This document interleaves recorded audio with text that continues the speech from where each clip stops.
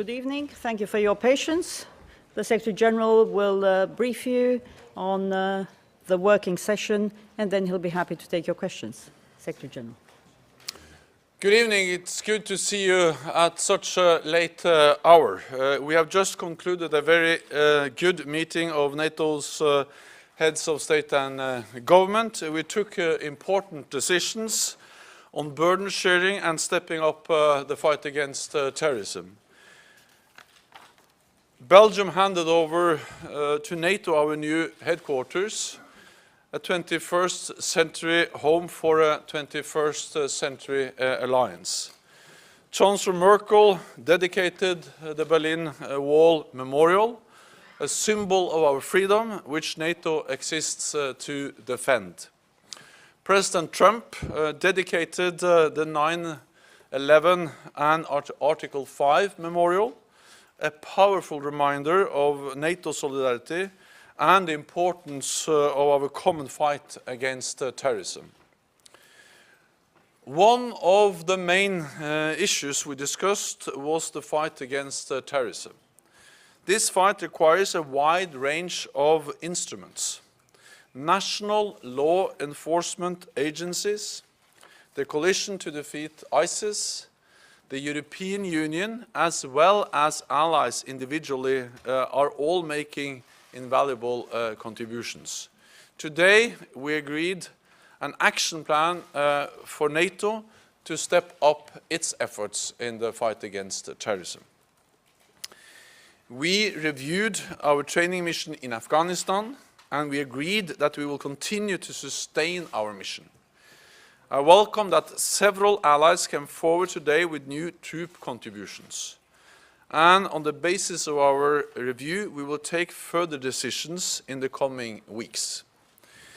We also decided to expand our support to the global coalition to defeat ISIS. Our AWACS surveillance planes will help improve airspace management for the coalition, and several allies have committed air-to-air refueling capabilities for those AWACS. So we will share more information, there will be more flying hours, and we will also have air-to-air refueling. At the same time, we agreed that NATO will become a full member of the global coalition, in which all 28 allies already take part. Being in the coalition does not mean that NATO will engage in combat, but it does send a strong message of our commitment to the global fight against terrorism. And it will enable NATO to take part in political deliberations, including on the coordination of training and capacity building. We will continue our training for Iraqi forces. Iraqi troops trained by NATO to defuse improvised explosive devices are right now putting their skills to use in the battle for Mosul. We also decided to establish a terrorism intelligence cell within our new intelligence division.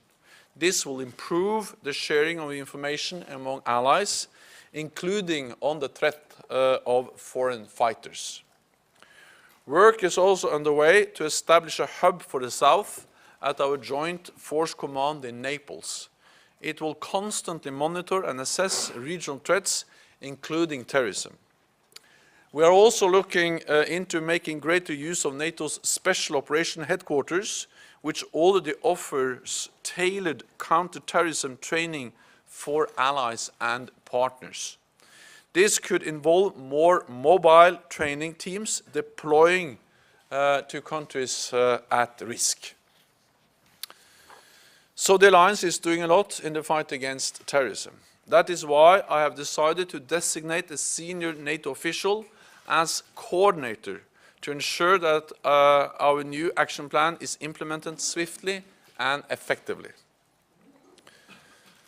To keep our nations safe in a more unpredictable world, we need to continue investing in our defense and to ensure fair burden sharing across the alliance. This was the other main theme we discussed. We have already made progress with billions more invested in defense last year after a long period of decline. Today, we decided to develop annual national plans setting out how allies intend to meet the defense investment pledge we made together in 2014. The national capabilities and the national plans will cover three major areas: cash, capabilities, and contributions. First, how nations intend to meet their commitments to spend 2% of GDP on defense, of which 20% should be invested in major equipment. Second, how to invest additional funding in key military capabilities that we need. And third, how allies intend to contribute to NATO missions, operations, and other engagements. I welcome that many allies set out tonight how they intend to meet these goals. The first set of reports on national plans will be completed by December this year and will be reviewed by defense ministers in February. The annual national plans will help us keep up the momentum to invest more and better in our defense so that all allies contribute their fair share to our common security. NATO's relationship with Russia was another topic of discussion. Today we reaffirmed our dual-track approach: strong defense combined with meaningful dialogue. And we are delivering on both tracks. Allies stand strong together, not to provoke a conflict, but to prevent conflict and to preserve peace. At the same time, we remain open to dialogue with Russia to increase transparency and reduce risks. We welcomed Prime Minister Markovic of Montenegro to our table today. Montenegro will become the 29th member of our family in just a few weeks. A clear sign that NATO's door remains open to nations which share our values and wish to contribute to the most successful alliance in history. Finally, we agreed that we will meet again in a NATO summit in 2018. The decisions we have taken today will make the alliance stronger and safer as we continue to adapt to new challenges. And with that, I'm ready to take your questions. Okay, Wall Street Journal. Mr. Stoltenberg, last July you said, after Donald Trump questioned Article 5, you said solidarity among allies is a key value for NATO, good for European security, good for U.S. security. We defend one another. Are you disappointed that Donald Trump did not explicitly affirm U.S. support for Article 5, did not say that there is an unwavering U.S. commitment to defend all allies no matter what? President Donald Trump dedicated a 9/11 and Article 5 memorial. And just by doing that, he sent a strong signal. Second, he has strongly committed and strongly stated his commitment and the commitment of the United States to NATO, to our collective security, to our collective defense, and to the security guarantees. He has done so in meetings with me, but he also expressed, for instance, his commitment when we met in Washington some weeks ago. So we have had a clear message from the US administration, from the President, from the Vice President when he was in Brussels, from Secretary Tillerson, from Secretary Mattis, that the United States is committed to NATO, and it's not possible to be committed to NATO without being committed to Article 5 and our collective defense clause, because NATO is about collective defense and the security guarantees. But perhaps even more important than the words and the statements is what we see that is taking place on the ground. So the US commitment to our security guarantees, to Article 5, to collective defense, is not only in words but also in deeds. Just a few days ago, the Trump administration presented a budget proposal with 40% increase in funding for US military presence in Europe. And I think that's the strongest possible sign of commitment to our alliance and to NATO. Okay. Reuters, first row. Thanks, Secretary General. Even though you've said all that, there was some disappointment expressed by people who watch NATO closely and some of the allies. I mean, what would you say to people who feel that Trump is not clear on this issue? Trump has been clear on his commitment to NATO, but President Trump has also been clear in the message to all allies that we have to deliver on the pledge we made to increase defense spending. He was blunt on that message today, and we have seen this plain speaking from President Trump also before. So he has a clear message on US commitment to the alliance, but he also has a very plain and clear message on the expectations when it comes to burden sharing, fair burden sharing in the alliance. It is absolutely possible to have an ambitious message on defense spending and at the same time have a positive message, because NATO is delivering. We still have a long way to go. Much remains, but it is extremely important that after years of decline in defense spending across Europe and Canada, we turned the corner in 2015, we stopped the cuts, and in 2016 we had significant increase. And the decisions we made today, especially on the national plans, are the best tools we have to make sure that we continue to deliver, that we keep up the momentum. So yes, the President was clear on his commitment, but also clear on his expectations when it comes to that we all carry a fair share of the burden. Lady in the second row. Ala Shali from Ruda Television from Kurdistan. My question is about how could NATO support more Peshmerga in the fighting against Daesh in north of Iraq? Thank you. Several NATO allies are training, providing support to the Peshmerga. And of course, NATO being part of the coalition, we will also take part in the deliberations and the coordination of different activities providing support to the Peshmerga. NATO has not so far provided any training for the Peshmerga. What we have done is to be focused on training Iraqi government forces. It's too early to say whether that can be an issue. The important thing is, I think, for the Peshmerga is that several NATO allies, as part of the coalition efforts, which NATO now will become a member of, are providing training support for the Peshmerga. Okay, we'll go to RIA Novosti, second row. Vladimir Dobrovolsky, Russian agency RIA Novosti. Secretary General, don't you think that the higher military spending will lead to the new arms race, and how will you explain it to Russia? Thank you. NATO, it's a defensive alliance. NATO does not seek confrontation with Russia. Actually, we recognize that Russia is our biggest neighbor. Russia is there to stay, and we are striving for a better and more constructive relationship with Russia. At the same time, NATO has to deliver credible deterrence and defense. Because by delivering credible deterrence and defense, we are preventing conflict, we are preventing war. That has been the key to the success of NATO since we were founded almost 70 years ago.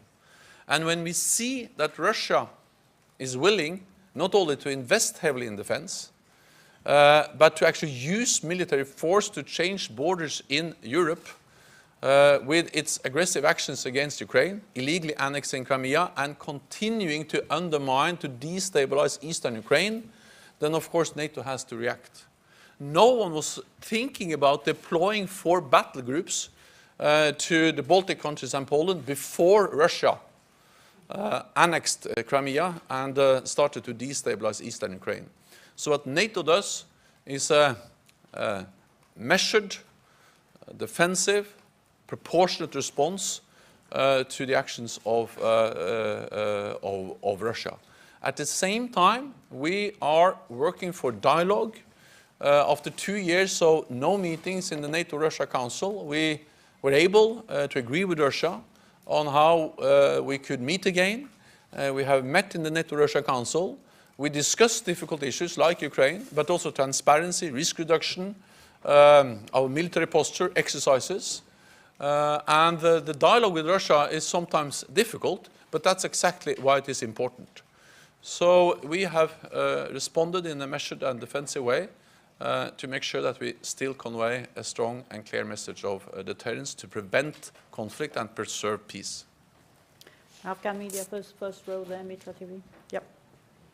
Mr. Secretary General, now that you are planning to send more troops to Afghanistan, NATO is planning to send more troops to Afghanistan, in the wake of growing unrests throughout the country and at the time that the Taliban are launching their spring offensives, what sort of concrete results are you expecting in a year's time? And then my second question is the Afghan security forces. They have flaws at all levels, including senior leadership. So what sorts of conditions are you expecting or demanding from the Afghan government in return for their generous pledges? Thank you. First of all, we haven't decided the exact troop levels for 2018.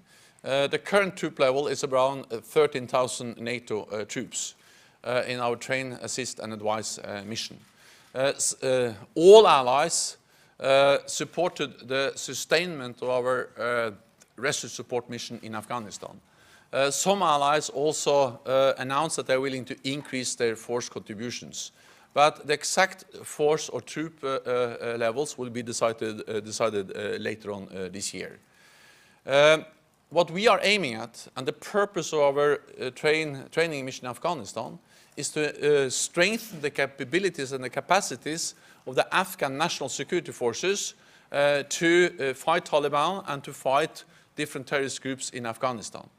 And we are in particular working with the Afghan Special Operation Forces. We are helping them to develop their own air forces. They are key in the fight in Afghanistan. And we are also helping them to improve command and control. And one of the issues we are now looking into whether we can expand what we do in the different military academies. We have never said that it is an easy situation in Afghanistan. It's a difficult situation in Afghanistan. There will be more violence, more challenges, and still many unsolved problems in Afghanistan, including the issue of corruption. But we have made progress, especially in building a strong national Afghan army and security force, which has proven capable, professional, and able to take over responsibility for the security in Afghanistan without NATO forces conducting combat operations, but with our support. Financial Times, second row. Thank you, Mr. Secretary General. Was there any sense of unease in the room amongst leaders at the force of Donald Trump's rebuke to them over their defence expenditure, particularly after they had agreed that NATO would be joining the coalition against ISIS? Thank you. Well, we have heard President Trump before being very blunt on the message about fair burden sharing. And I think all allies are aware of the importance of burden sharing in the alliance. And we have to remember that fair burden sharing was something we addressed at our summit in 2014. And several NATO allies also expressed that we have to invest in defense not just to please the United States, but we have to invest in European defense because it is in our own interest to do so. And therefore, we all welcome the fact that we are now moving in the right direction. The United States is committed to NATO. is committed to collective defense. And we see that not only in words, but also in deeds. The US is now increasing its military presence in Europe with a new armored brigade, with more exercises, with more infrastructure, with more pre-positioned equipment and supplies. So we see it really on the ground in Europe, the commitment of the United States to NATO and to our collective defense. But at the same time, the United States, of course, expects that all allies contribute, and that's exactly what we decided in 2014, and we have started to move in the right direction. We'll go to the fourth row here. Yeah. Thank you. President Trump, when addressing the burden sharing on the outside, he talked about the chronic underpayment from NATO member states, and he also said that many of these nations owe massive amounts of money from past years and not paying in those past years. Is that a reasonable claim for the other NATO members? Would that be payable bills in the future? And do you agree on this analysis about the due payments from the past? What we are talking about is the implementation of the pledge we all made in 2014. And the language there is clear.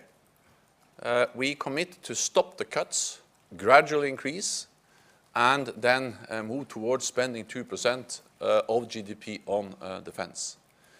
And I know that President Trump has been and still is very clear, blunt, and plain when he is conveying that message to European allies. That was what, and Canada, we saw that again today. But at the same time, I know that President Trump recognizes that European allies and Canada are really moving in the right direction. I remember he told the US Congress that the money is pouring in. So he is aware of that after years of decline, we are now starting to increase. We still have a long way to go. There is still a need to continue to increase defense spending. But that's exactly why we made the decisions we made today to develop a tool that helps us to deliver on the pledge we made, the national plans, which will provide more transparency, reports on how different allies are implementing not only the spending pledge, but also the pledge we made on capabilities and contributions to NATO operations and missions. So again, it is possible to have an ambitious message on defense spending, but at the same time, having a positive message on defense spending. And in one way, I think it's what should I say, not surprising that President Trump has a direct way to convey that message. Gentleman in the front row. Thank you very much. Voice of America, Russian Service. I have two questions about NATO and Russia in particular. What are the main concerns of NATO about Russia? And what was the, recently, Minister of Defense of Russia, Mr. Shoigu, explained Crimea as self-efficient defense and military region, which is capable to, reject any attack. What was the military response of NATO, or tactical, or something else, on this formation of militarization of Crimea? Because everybody's speaking of this. And second question, what was the new, if any, in this summit of your relations, NATO relations with Ukraine, and what will be in the future, what we can expect in the future? Thank you. So first, we have seen a pattern over some time where Russia is more assertive, where Russia is willing to use military force to intimidate neighbors. We saw it in Georgia. We have seen it in Moldova. We have seen it in Ukraine with the illegal annexation of Crimea, but also with the continuous destabilization of eastern Ukraine. And we have seen a significant military buildup in Russia, and we have seen rhetoric, which is more much stronger and more threatening than before. And NATO has responded, but we have responded in a balanced, proportionate way, because we don't want confrontation and a new Cold War, but we have to make sure that there is no misunderstanding on NATO's willingness and resolve to defend all allies, and that's the reason why we are deploying our battle groups to the eastern part of the alliance. We are also aware of the A2AD capabilities that Russia has deployed and developed, and we are taking that into account in our military planning, in the development of our military capabilities, to be able to continue to provide the necessary support and deterrence, which is core for the alliance.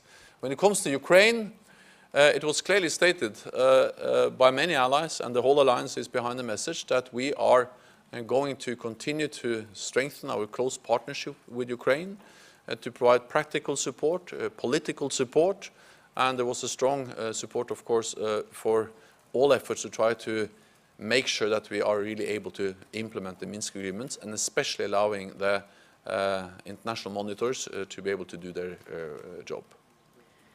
Okay, we'll go front row, Cala Europeană, yeah. Thank you. Mr. Secretary General, today Mr. Trump met Donald Tusk, the President of the European Council. After the meeting, Mr. Tusk said they don't share the same opinion on Russia, and my question is, after the meeting today with the NATO allies, do the allies share the same opinion on Russia today? So I was not present in the meeting between President Trump and President Tusk, but I know what the NATO position is. And the NATO position is clear, and we have a united alliance behind it. And I think it's hard, in a way, the unity in NATO on our approach to Russia is actually stronger than I've seen for many, many years. Because especially at the Warsaw Summit, we were able to establish a common understanding and trust in our approach among all allies. So the support for our approach is stronger than I've seen for a long time. And the message is the same, that we need credible deterrence and dialogue. And that's exactly what we now are delivering on. We are delivering on credible deterrence with the strongest reinforcement of collective defense since the end of the Cold War. At the same time, we're engaged in political dialogue with Russia. It's not easy, but it is important. Washington Post at the back. Yeah. Hi, Michael Birnbaum from the Washington Post. Thanks. Another question about Donald Trump and Article 5 commitments. You've been very clear, and his subordinates, Sean Spicer, his spokesman, after the speech today, was very clear that the United States is committed to collective defense. Why then, I mean, did Trump explain during the dinner, did he explain to you, do you have an explanation why he hasn't then explicitly endorsed it with words as opposed to actions? And is this just a negotiating tactic? Thank you.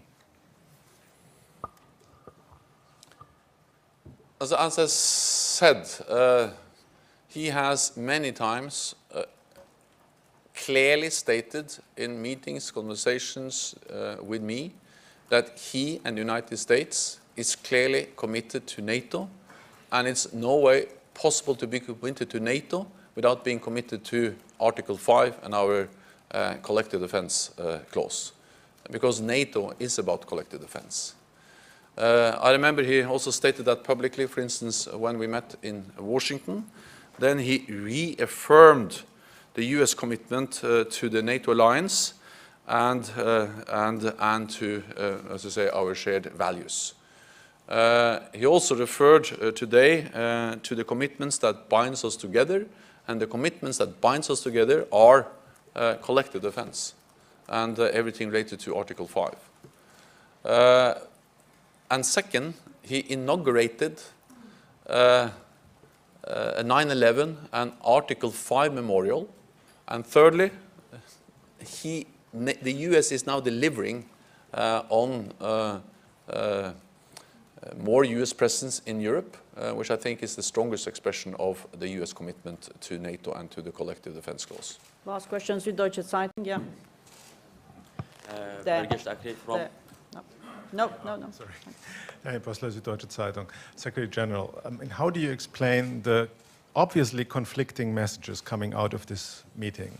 On one hand, the decision of Wales was reconfirmed. On the other hand, President Trump clearly stated that 2% is actually not enough. And maybe an additional question to that, is, in your view, the fight against migration a core task of NATO, as President Trump actually said? Thank you.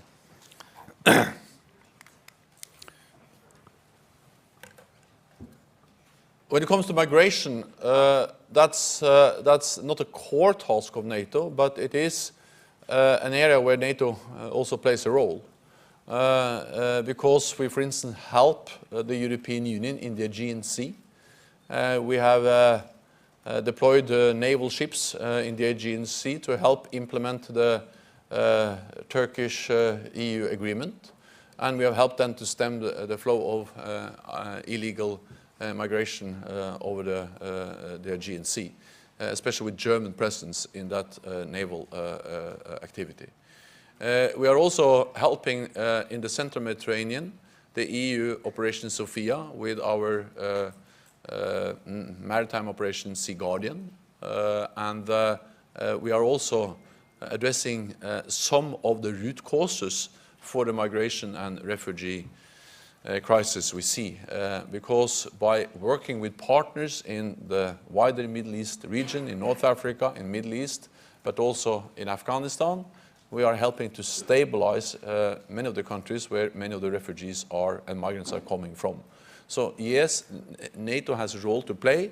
There are many other organizations, nations that are playing perhaps a more important role, but we are helping, assisting, and playing our role in addressing the root causes. President Trump expressed that for him 2% is a minimum. And some allies are spending more than 2%. And this is part of the clear, blunt message from President Trump. At the same time, we all agree that the important thing now is to implement and to deliver and to make good on the promise we made in 2014, which is about stopping the cuts, gradual increase, and then moving towards spending 2% of GDP on defense. And as I've stated many times, we are moving on, we are moving forward because we have stopped the cuts, we have started to increase. And this year, Romania announced that they will reach the 2% target. Next year, Latvia and Lithuania have announced that they will reach the 2% target. So total defense spending is increasing, and more countries are reaching the 2% guideline. Thank you very much. This concludes this press conference. I wish you a good night. Thank you. Thank you.